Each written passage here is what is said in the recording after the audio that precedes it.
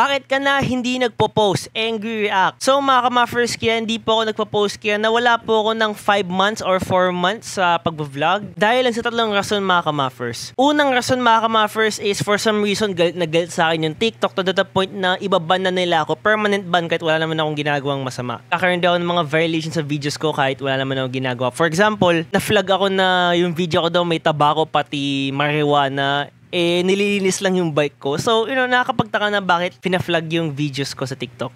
So, pangalawa naman mga ka-muffers is ang saya po mag-Counter-Strike 2.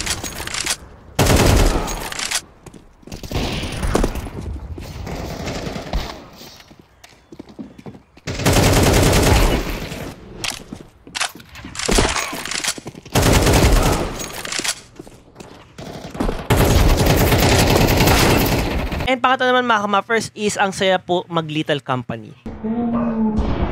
Whoa! What? Kaki ka naman yan! Kaki, bakit yan? What?